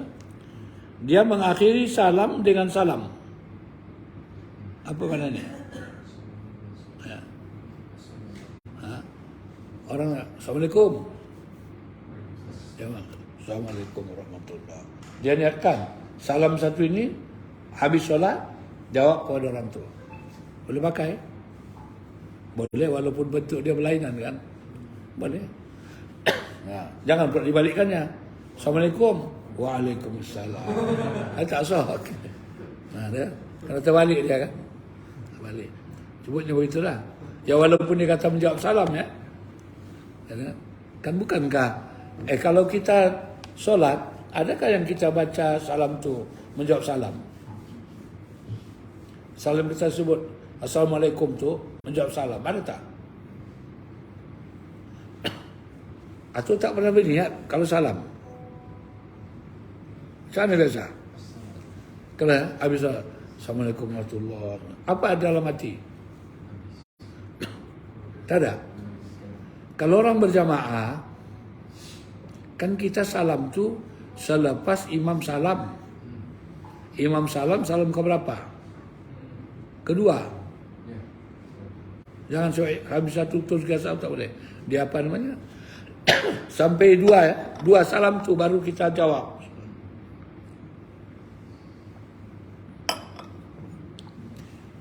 Kita ucap salam ni, ya, bila imam tu Assalamualaikum warahmatullahi wabarakatuh, ke kiri kedua kan, baru sebut Assalamualaikum warahmatullahi. Ada niat tak? Tak ada. Atau Assalamualaikum warahmatullahi sambil bangkit dah pergi. Ya. Ada sekarang ni kan tak jumpa begitu kan. Pergi aja dia. Ya. Sebenarnya ada. Bila imam sudah kali ke kanan, sekali ke kiri kita pun salam. Assalamualaikum warahmatullahi. Salam ini untuk jawab salam imam dan memberi salam kepada orang yang di kanan serta di belakang. Assalamualaikum warahmatullahi. Salam kepada orang kiri dan orang yang di belakang. Supaya itu sebenarnya itu maka cantik solat berjamaah ni. Ya, dalam solat pun dia sudah mendoakan kawan satu dengan yang lain. Tapi ada juga orang tiada salam, tak ada apa, tak ada niat kan? Tak ada niat. Salam aja begitu kan. Kan sebenarnya bukan dia salam tu ada niat dia. Ya, Assalamualaikum warahmatullahi wabarakatuh. Dalam hati ya, jawab kepada imam dan salam pada orang belakang. Ya, orang salah pun begitu juga. Maka kita kalau ada 100 jamaah tu berapa salam kita dapat? 100 juga lah. Banyak tu. Tapi kalau tak ada niat dia, untuk siapa salam tu? Untuk siapa? Banyak jamaah tu 5,000 orang. Tapi satu pun tak ada berniat. Untuk siapa salam tu? Maka itu asyik mau bergaduh aja. Tak pernah berniat nak selamatkan orang. Ya kan? Sepatutnya tak begitu kan? Salam. Kita berniat ucap salam pada orang lain. Salam pada imam dan jamaah kita begitu. Dan begitu yang diaturkan. Dulu ada ini yang penulis kita punya amal untuk memberi salam kepada malaikat. Ada lah. Berapa orang malaikat tu? 2 malaikat apa kum? Assalamualaikum. Kan? Kum tu bukan 2 kan? Kalau 1 ka, kalau 2 kuma, kalau banyak kum, kan? Bunyi itu banyak. Kita pakai untuk 1. Ya. Nasiblah malaikat tu diam-diam aja dia. Kalau tak tegur kita, aku 1 orang banyak. Ada? Assalamualaikum tu banyak. Assalamualaikum warahmatullahi wabarakatuh. Ya kan? Kalau kita pergi ke kuburan, tahu-tahu di kubur tu hanya 1 orang. Kita sebut Assalamualaikum juga lah. Di dalam adab berziarah tu, kalau kita sampai kepada makam orang tua kita, bukan sebut Assalamualaikum. Soalnya dia pokal tu dia. Assalamualaikum ya abi. Ya, kum tu untuk banyak. Ya kan? Itu kadang-kadang tu. Jadi baiklah Assalamualaikum baca. Niat untuk jawab imam. Bunyinya jangan dirubah. Nah, ini yang disebut dalam solat dia berniat mengakhiri salam dengan salam kepada orang yang hadir. Boleh? Ya. Maka kedua-duanya terpenuhi, tak membatalkan. Ya, Yesus. Assalamualaikum warahmatullahi wabarakatuh. Okey. Apabila dia berniat mengerjakan haji fardu disertai dengan niat mengerjakan umrah tamattu, tatawu, sunat atau kebalikannya, maka tidak membatalkan, ya, terpenuhi. Apabila dia berniat mengerjakan haji fardu disertai dengan niat mengerjakan haji umrah tatawu, sunat, ya, atau kebalikannya, maka tidak membatalkan, ya, mana terpenuhi. Adakah orang yang haji fardu umrahnya sunat? Ada kan? Ada. Ya. Ustaz Salam bawa rombongan dia tahun-tahun pergi. Kan? Umrah apa tu? Wajib ke sunat? Haji dan umrah ni wajibnya berapa kali? 1. Kalau sekali dia pergi ke Tanah Suci berapa kali umrah? 4, ya kan? Yang pertama sekali 1, yang kedua 3 sunat. Tahun berikut pergi lagi dia. Apa hukumnya? Wajib lagi? Tidak. Wajibnya sekali. Ya. Pergi dia 10 tahun. Berturut-turut tiap tahun. Dibuatnya mungkin sekali pergi 5 kali. Ya 10 tahun 50 kali dia pergi umrah. Yang wajibnya hanya sekali. Begitu juga haji. Ya kan? Begitu juga haji kan? Pergi dia haji sekali. Okeylah. Adakah orang yang pergi umrah tapi belum pergi haji? Banyak. Ya kan? Banyak kan? Jadi, kalau dia pergi haji, contoh, dia pergi haji macam inilah tahun ni pergi kan? Adakah orang yang pergi ni belum pergi umrah? Bermakna, dua-dua wajib. Hajinya wajib, umrahnya juga wajib. Tapi memang dia, orang kita sekarang ini, apalagi ya alhamdulillah, sekarang ni duit sudah mulai banyak kan. Kalau dulu nak pergi haji, ya menabung lama-lama kan, lama-lama. Sehingga dulu sampai tahun berapa itu? Tahun 2002 belum lagi disyaratkan itu tunggu panggilan tu. Ya, belum syarat. Dulu sampai 2002 kan. Siapa yang mau pergi tabung haji.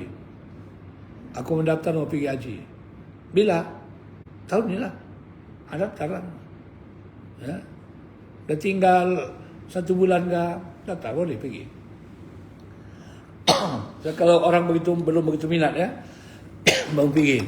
Nah, tapi sekarang jangan. Banyak orang sebut, banyak orang tak mau pergi. Kenapa? Mahal. 31,000. Betul tak? Tidak betul. Apa yang betulnya? Yang betulnya, yang merayu nak pergi tahun ini, yang merayu lebih kurang 100,000. Walaupun orang merayu ini, ya, kalau sekarang orang merayu yang musim ini kan, orang merayu bayarannya berapa? Bayar penuh. T20. Masuk grup orang kaya. Jadi saya kata, tapi mahal betul. Kalau dulu kita dapat 10,000. Ada duit? Ada. Kamu digerupkan orang kaya, pergilah. Ya, jangan pikir itu 31,000 tu. Ya, syukur kamu terpilih. Sekarang orang bersusun meminta pergi lebih kurang 100,000 orang. Berapa kali tahun itu? 3 tahun lebih punya jemaah. Ya kan? Jadi bukan tak mau pergi dia. Jadi balik hukumnya ni ya. Orang yang belum pernah pergi haji, belum pernah pergi umrah, haji dan umrah dia dua-dua wajib. Dia sudah pernah pergi umrah, kemudian dia pergi haji. Hajinya wajib, umrahnya sunat. Ya, hajinya wajib, umrahnya sunat. Ini yang maksudnya. Apabila dia berniat mengerjakan haji fardu, ya, disertai dengan niat mengerjakan umrah tatawwu sunat. Maknanya yang umrah dia sudah pergi, yang belum pergi dia haji. Nah, ya, maka dia pun pergi. Kali dia pergi sana, ya, sah atau tidak? Dia berniat tu haji fardu, sedangkan umrah sunat. Dibuat haji ifrad. Haji apa yang sekali jalan ni? Haji qiran. Haji qiran kan? Haji qiran ya. Hajinya wajib, umrahnya apa? Sunat. Sah tak haji sunat itu? Hajinya wajib, sah. Umrahnya sunat, juga sah. Ya, sah. Ya. Sekarang ni banyak orang pergi umrah. Dan Arab Saudi sudah tutup lah sekarang ni. Ya. 10 hari sebelum musim haji baru tutup dia. Orang yang tak dapat pergi haji, dia mau pergi umrah. Dia buka peluang ya. Sampai pisahnya pun, pisah pelancong pun pergi apa. Cuma ada beza tu. orang pisah pelancong tak dapat Zam-Zam. Ya. Ya udah, saya dengarlah. Orang kata gitu. Kalau pisah umroh dapat Zam-Zam. Pisahnya bukan pisah umroh, pelancong, tak dapat Zam-Zam. Ya, gitu. Okey. Jadi berniat yang wajib dan yang sunat dua-duanya hasil. Kalau ibadat. Apabila dalam solat fardunya disertai dengan niat mengerjakan solat fardunya kepada orang-orang, maka hal itu dibenarkan karena terdapatnya hadis yang disebutkan oleh As-Sinji dalam syarah kitab At-Talkhis. Apabila dalam solat fardunya itu disertai dengan niat mengerjakan solat fardunya kepada orang-orang, maka hal itu dibenarkan karena terdapatnya hadis yang disebut. Maknanya dua apa ni di niatnya dua fardu. Ya, terlihat balik.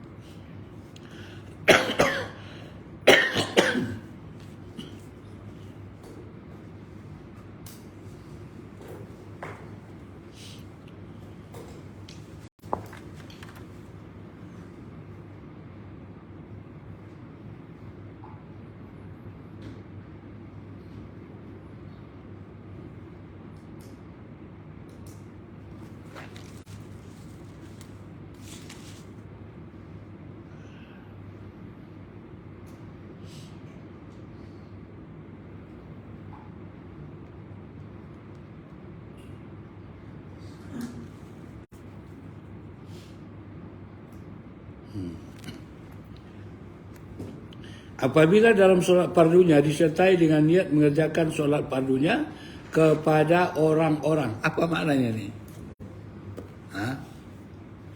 Dia mengajar orang solat. Ya. Solatnya ini dia solat, dia kata, tengok, aku tunjukkan sama kamu solat zuhur. Ya. Maka jamaah itu tengok berapa niat dia? Dua. Satu, dia nak solat zuhur. Yang kedua, dia nak mengajar jemaah dia. Ada. Ya, itu yang maksud dengan orang-orang ni. Ini bahasa ini dia terjemahan bahasa Indonesia. Kalau kata bila orang karang tu, ya kan? Di dalam apa ini? Di dalam asalnya lebih terang. Ya. Apa dia itu apa ini? Ada sebut ya. Walau nawa bi salatil fardhu wa ta'liman nas, dia bilang. Dia. Ya, disebut terang. Kalau dia solat berniat solatnya solat fardu dan solat apa lagi dan mengajar orang lain, ya, ini disebutnya lain kan? Apabila dalam solat fardunya itu disertai dengan niat mengajarkan solat fardu kepada orang-orang lain. Jadi dua. Ya, maka hal itu dibenarkan karena terdapatnya hadis yang disebutkan oleh As-Sinji dalam syarah kitab At-Talkhis. Boleh. Ya kan? Tak payahlah dibuatnya, tengok, ajar dulu, belakangan baru solat sendiri. Bukan. Itu tidak kan. Tengok dia aku solat. Macam ini dibuat. Ya? Okey. Boleh. Dua ya. Misalkan seorang puasa pada hari Arafah. Hari apa kita Arafah? Rabu. Rabu ya. Arafah ya. Kita di Malaysia hari Rabu. Di Arab Saudi hari apa? Hari Rabu itu hari raya. Ya. Mereka akan wukuf 27 hari apa itu? Selasa, ya. Selasa. Ini pun ada juga yang tanya tu, macam mana itu kita ada? Ya. Jawapannya senang aja. Ya. Tapi orang sana, jadi kamu ikut apa? Kami ikut yang sana lah. Kalau ikut samping ke sana. Habis. Ya. Ikut sini lah. Sudah terang anak bulan ditengok tidak nampak. Dia mau paksakan juga. Mana betul itu. Ya. Kadang-kadang dapat cara berfikir tu kan kita aneh. Ya. Kalau fikir tu aneh dia kata. Dibuat begitu. Ini soal Arafah dia. Seorang puasa pada hari Arafah dengan maksud puasa qada atau puasa nazar atau kifarat. Sedang ia juga berniat puasa di hari Arafah. Dalam hal ini kata Al-Baras memberikan fatwa tentang sahnya puasa tersebut dan terpenuhi puasa keduanya. Boleh. Jadi kalau ada yang kodoan dia belum, nanti hari apa itu? Hari Rabu sekali lagi kan. Niatlah. Ya. Selesai saja aku puasa besok hari apa? Kodoan puasa yang lalu bersama dengan hari Arafah. Dapat dua-dua. Sama lah tu. Macam-macam buat kodoan dengan puasa Syawal. Cuma selalu orang suruh puasa Syawal. Tak disebutnya puasa hari Senin Khamis pula kan. Padahal sama saja. Puasa hari Senin Khamis, puasa Muharram, puasa Arafah, puasa Ayyamul Bait, sama saja ayat sunat cantum. Dikatakan begitulah yang benar, di mana hal itu dia kata disamakan dengan permasalahan tahiyat. Imam Al-Asnawi berkata, pendapat ini adalah mardud, tertolak. Dia kata, yang menurut qiyas hal di atas tidak dapat memenuhi bentuk penyertaan niat lain. Satu di antara keduanya. Sehingga dalam perkara di atas yang terjadi adalah hanya pada puasa wajib sahaja yang terpenuhi. Kata dia begitulah. Di mana ini masalahnya apa ni? Khilaf. Khilaf lah. Ada yang berdapat begini, ada yang berdapat begitu. Ya kan? Di kita pendapat yang mana? Kalau masang kita masa lapang sebagainya, lainkan kodo, lainkan puasa ini. Dan dalam kita boleh dua-duanya, boleh sok, tapi pula pahalanya sama, tak sama. Mana pula sama puasa 2 hari dengan 1 hari, ya kan? Dia puasa 2 hari, nanti lepas hari raya haji baru dia kodo. Yang ini buat dulu Arafah, dia kata 2 hari. Kaedah kata makan aksaru fi'lan kana aksaru fadlan. Mana-mana yang dibuat katanya banyak perbuatannya, maka banyak pula lah faedah yang dapat. Itu kaedah ya.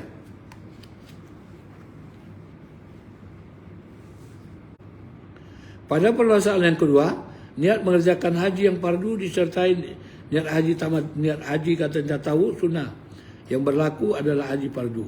Karena meskipun dia berniat mengerjakan haji tahu, tetap akan menjadi fardu. Ini yang kedua ya. Tadi disebut nombor 1 wajib ya, satu dua-duanya dapat. Seperti orang berniat haji fardu dengan umrah tatawu. Boleh. Yang nombor 2 dia itu yang fardu saja dapat. Yang fardu saja dapat ni yaitu contohnya katanya itu orang berniat mengerjakan haji fardu disertai katanya dengan niat haji tatawu sunat. Ya. Dia mau 2 sekali jalan. Yang berlaku adalah haji yang fardu. Karena meskipun dia berniat mengerjakan haji tatawu, tetap akan menjadi haji fardu. Dia belum pernah haji. Dia pergi sana, hajinya dia apa? Wajib. Lalu sebutnya, tak apalah dia.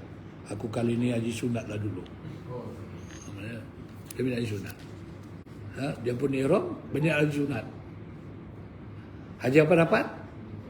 Haji fardu. Ya. Atau dia mungkin ya, ini haji ni ganjil ni. Dia niat apapun kalau belum pernah pergi haji, dia tak wajib. Untuk dia ya. Ada seorang, saya ingat pensarah UMS dulu tu, profesor, pergi haji dengan istrinya. Sampai di Madinah, ya, istrinya meninggal. Ya, kita ucap takziah lah sama dia kan. Lalu apa dia tanya? Ustaz, saya mau tanya Ustaz, apa dia? Dia sudah meninggal. Kata iyalah. Jadi masalahnya apa? Masalahnya dia kata, biarlah haji saya tahun ini untuk dia. Gantikan haji. Saya akan datang pergi haji. Boleh atau tidak? Ya. Hanya keadaan ini. Tidak boleh. Dan kita kata tidak boleh Tuhan. Ya. Haji ini lain. Apapun disebut kalau dia belum pergi haji untuk dia. Gantikan orang tak boleh. Ya. Walaupun dibayar orang segala macam tidak boleh. Haji itu untuk dia dulu. Oh begitu dia katakan. Haji lah untuk dia. Tak tahulah berikut. Ya.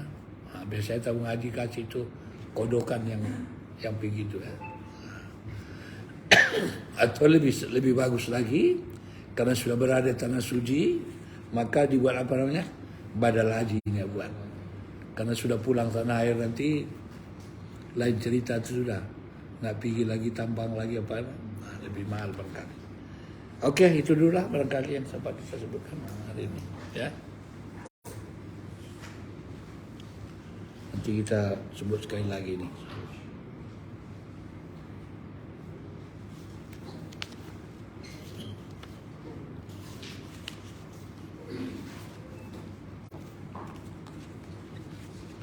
Ini kawaid ni karena dimasuknya bermacam-macam masalah untuk apa kita. Jadi soal itu dia ya satu kaedah pun belum habis lagi kita sebut ni. Ya, satu kaedah belum lagi apa? Belum lagi selesai ya.